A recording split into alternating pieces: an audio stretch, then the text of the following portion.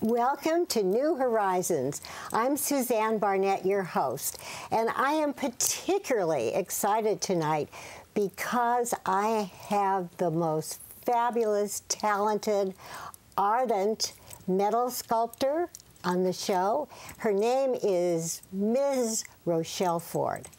Rochelle, thank you so much for being here. I'm really excited. Thank you for the invitation. I'm happy to be here with you. Well, this is the third time that you've been on the show, and you're so famous. You have done hundreds and thousands of pieces of metal sculpture. I have. What is that like? It's like every day's like Christmas when I get to go in the studio. I absolutely love being in there. It's the place I go where I'm me. I'm not a mother, I'm not a wife, I'm not a neighbor, I'm just a metal sculptor, and I put everything aside and go in the studio and create.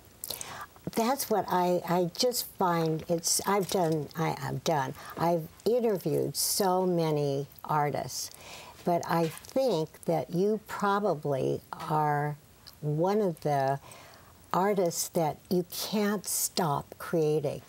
I mean, that's one of the reasons I wanted to have you back, and I wanted to show the audience what you do. And tell, how old were you when you started all this? I became a professional welder at age 58. I quit a job running an international nonprofit and decided the last thing I wanted to do before I died, and I wasn't nearly ready to die, but I thought I wanted to be an artist, so I thought, well, get to it. So I've been doing it for 15 years, and I've been happy and successful and prolific. Very prolific. You were one of the first environmentalists because of your found art, your objects of art. And you do steel, feathers, wait, let's see, yarn, paint, glass, beads. But tell about how you first started to get your material. I think this is so darling. Well, I used to go to the junkyard. Mm-hmm. I used to go to the junkyard and just beg them sometimes to just let me go roam the junkyard. And one time I was making a sculpture and I needed some springs from the hood of a car. Somebody wanted them incorporated in a sculpture, and the man at the dump said, "Lady, I don't have time to get those for you."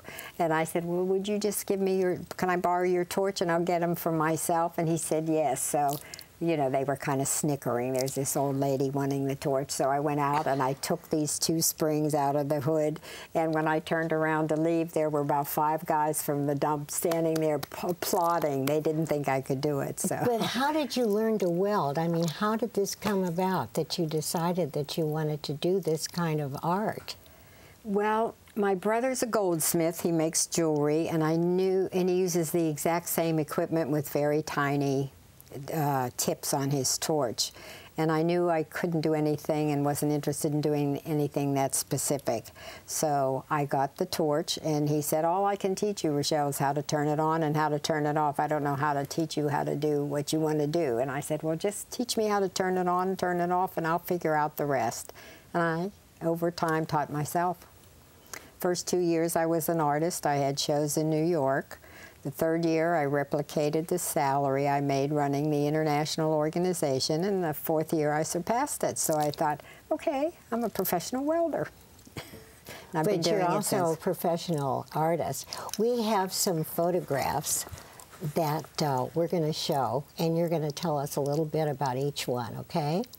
So, right, it's hard to get perspective, but this was a very large sculpture, and I had done a show at a winery, and they gave me some of the metal from the winery, and I cut it all up and put it into a very, very large sculpture, and had some copper wire that I twisted and turned in between, and some found objects in the middle, which are a little hard to see, but it was a fun piece to put together. Let's see the next one. And this, I call this Mardi Gras. We had been to New Orleans, and I got all these Mardi Gras beads that I didn't have a clue what to do with. So you might be able to see them. I have Mardi Gras beads woven in and out of this sculpture. So it was very bright and cheerful and reminded me of our trip to New Orleans. So let's see the next. And this one was also, everything I make is out of found metal. So these were scraps of metal left over from another piece of sculpture I made, and then I twisted beads and yarn and all kinds of interesting things in the middle of that one. Not too descriptive, but this was, my father was a car dealer, so and he loved the used car business better than the new car business because he could take a piece of junk, quote unquote, and fix it up, and then somebody who couldn't afford a new car could have a used car.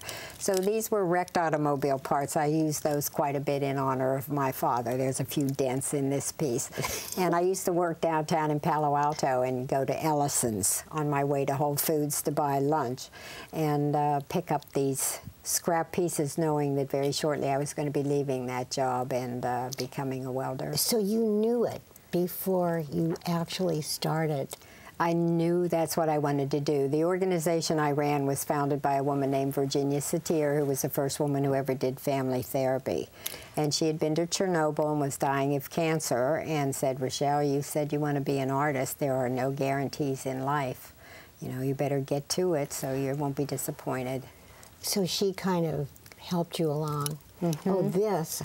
Oh, your house is just the best. Every wall is a different color. So tell about this. This is done everything. Excuse me, but you've done everything in the house. This is our courtyard. Yeah. And we live in Professorville, which is the historical part of Palo Alto, where everything is supposed to be pretty subdued, white, beige, pretty historical colors. And we did paint the house white 5 times while we were both in corporate America. And then when I became an artist at age 58, I said, how's anybody going to know I changed careers? So I started painting the inside, and then lo and behold, decided I was going to paint the outside. Nothing's white outside anymore. I know. I know. It could go back to being white. Those are all wrecked car parts that are put together in a sculpture outside the house.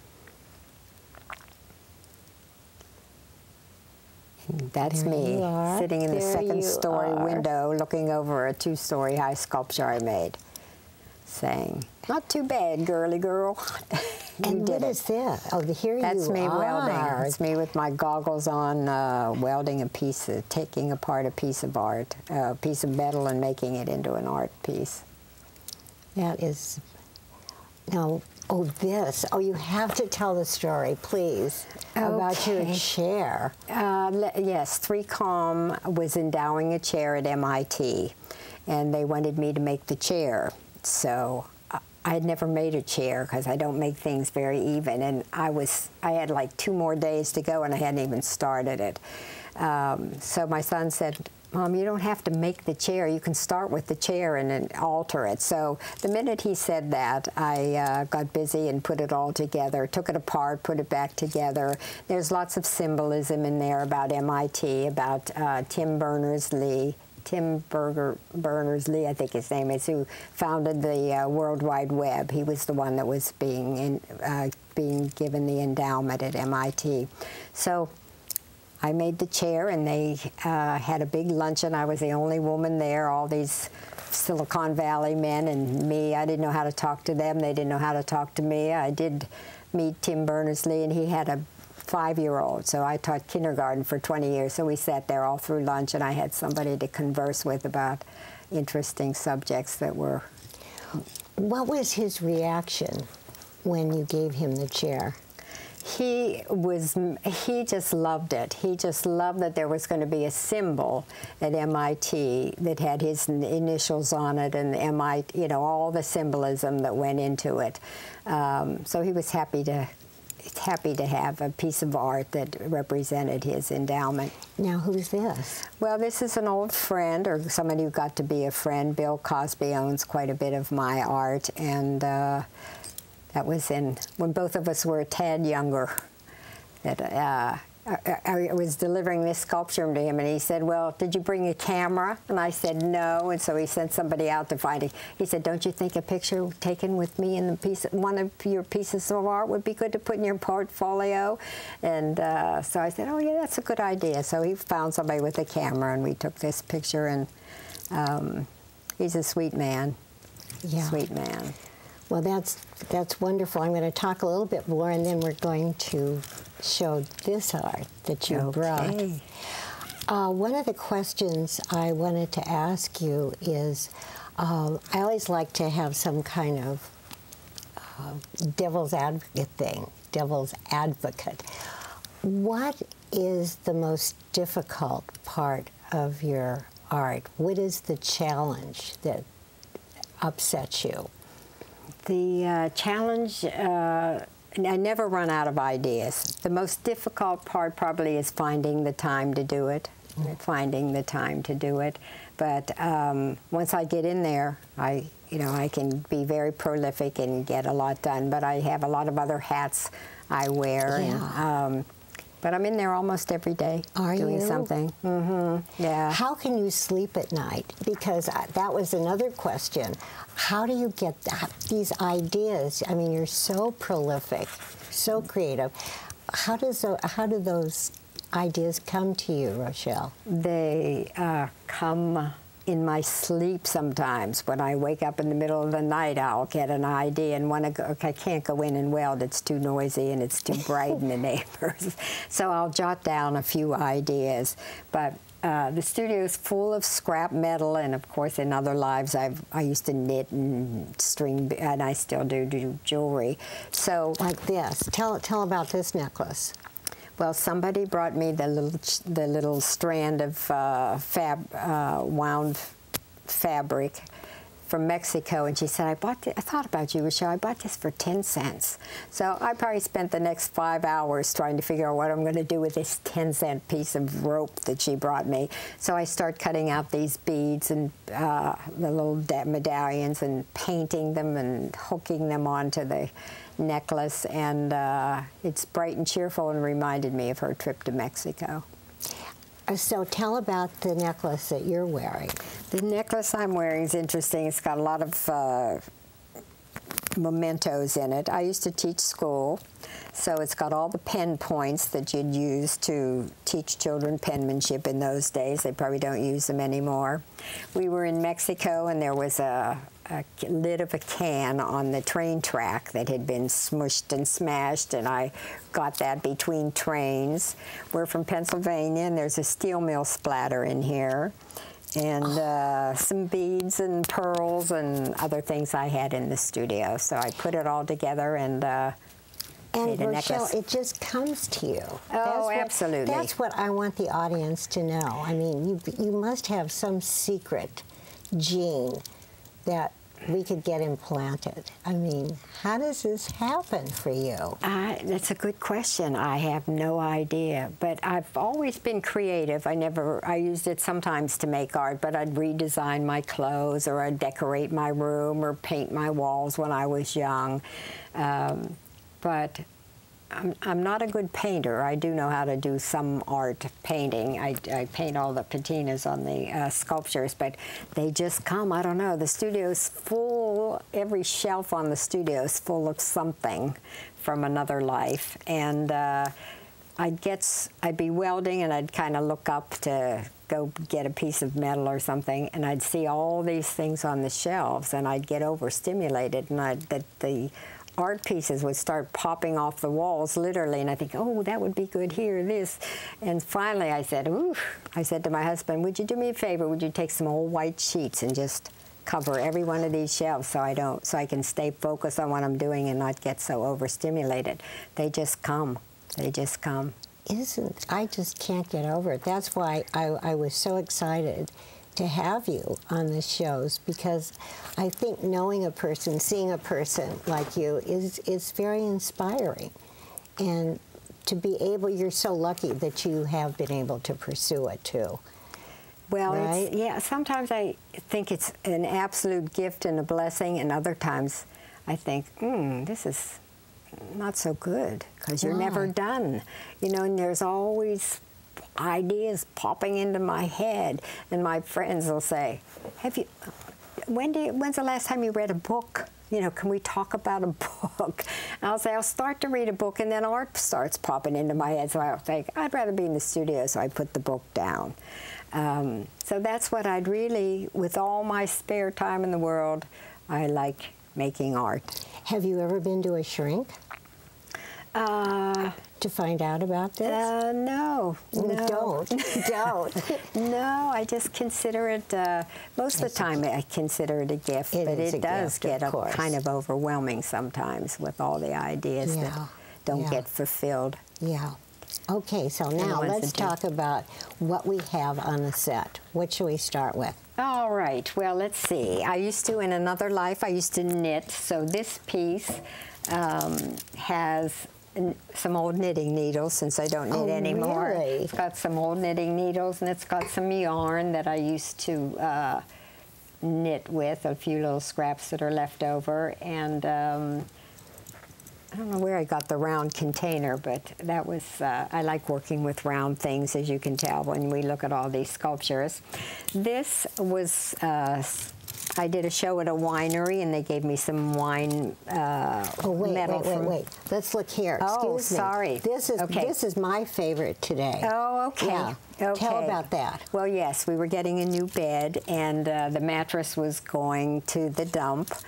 And I thought, oh, I wonder what's inside this mattress. There must be some springs. So I took it apart, and lo and behold, made a sculpture out of springs.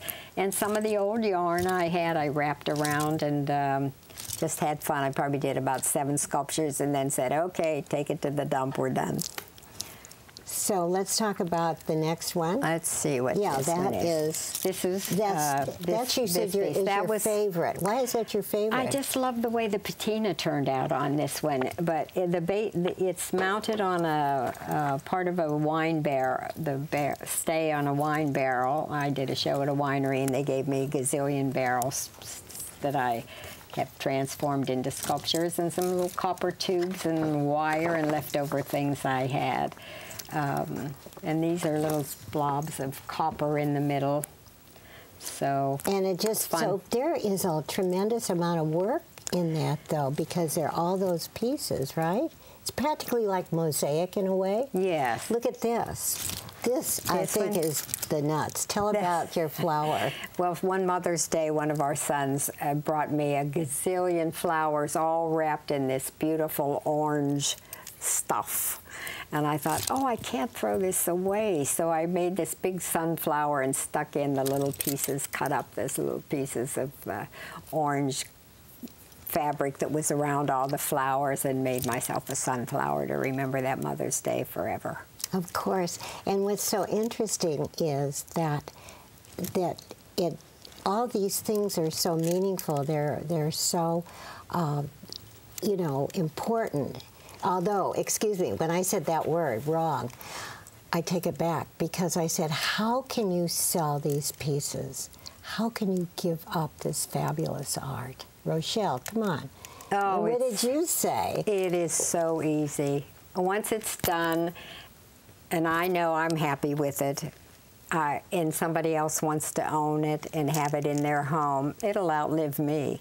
So I'm on to the next piece. I'm on to the next piece, and the whole yard and the whole house is full of my art. I took down everything I ever bought from anybody. When I started this career at age 58, I said, I don't have a lot of time to be discovered, so show your wares. So the minute somebody buys a piece, I get a chance to fill the space.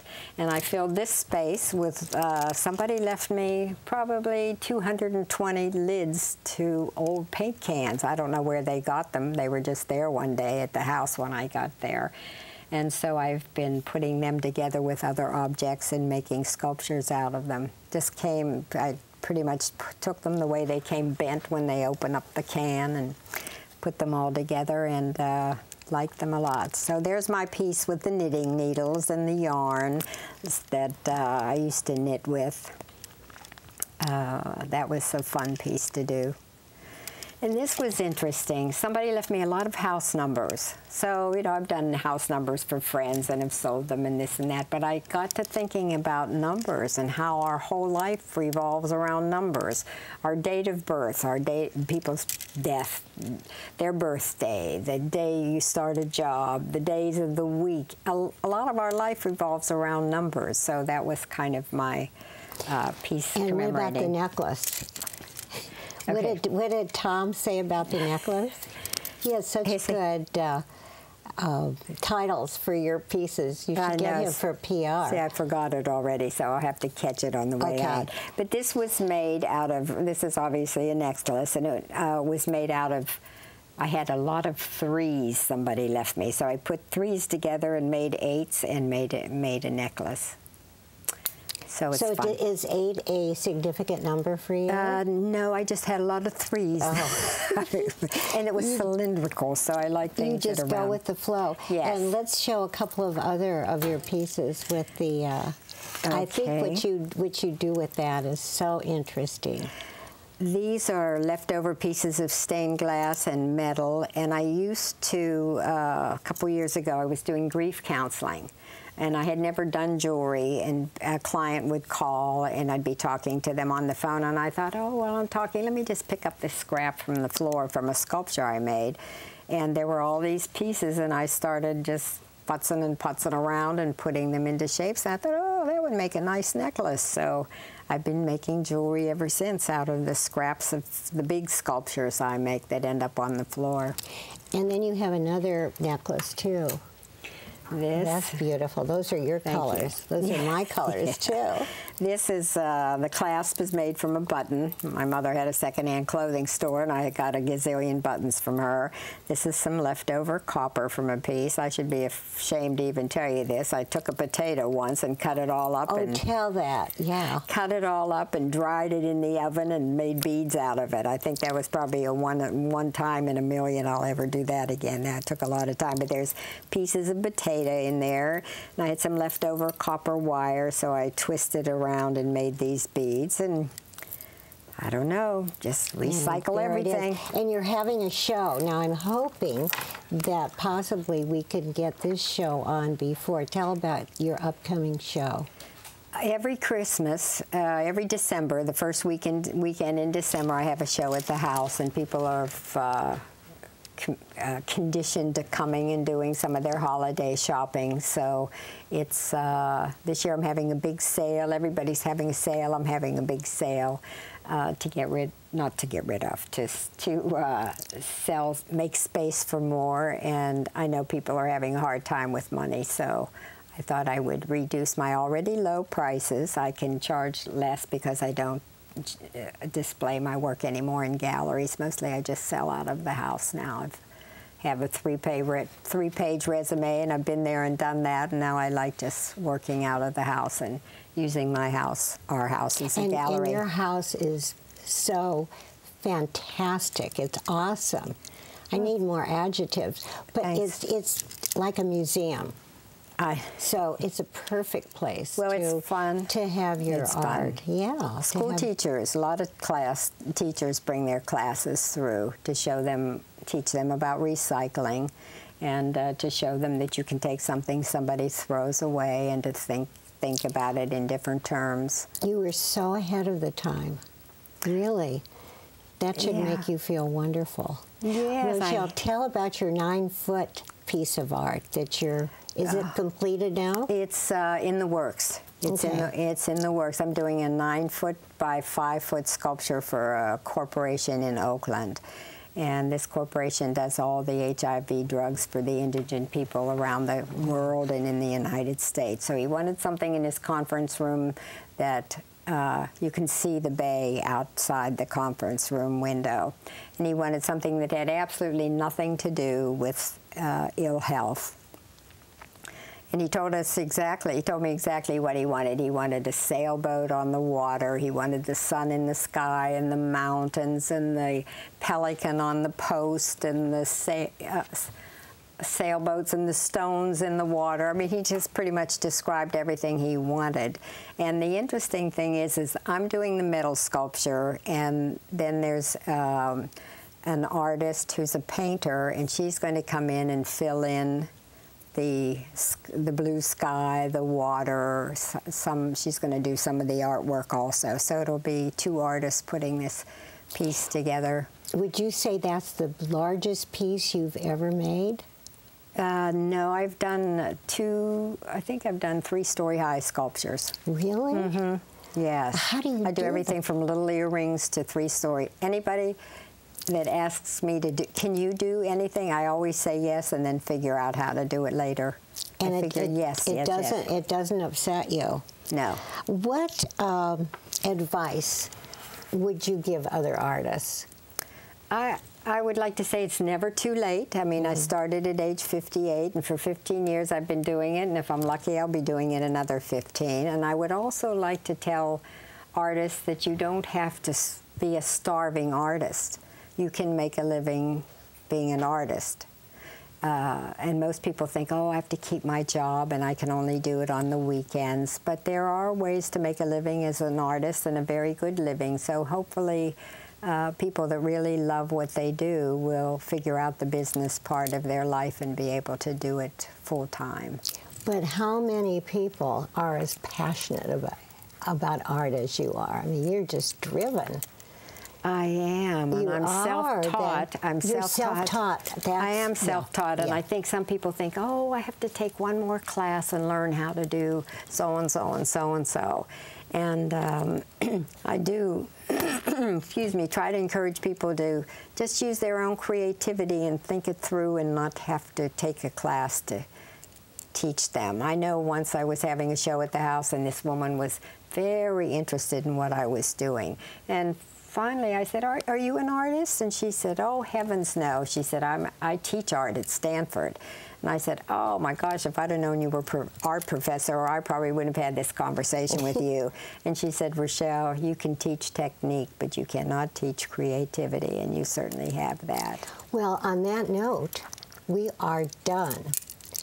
So I thank you so much, Rochelle, for coming back on the show, and I just knew it would be a great show. It always is when you're here, and I wish you continued success. I don't even have to wish it. It's already there. Thank you. And I want to thank our delightful, talented, adorable crew. Aren't they adorable? Yes. I mean, I don't use that word very often.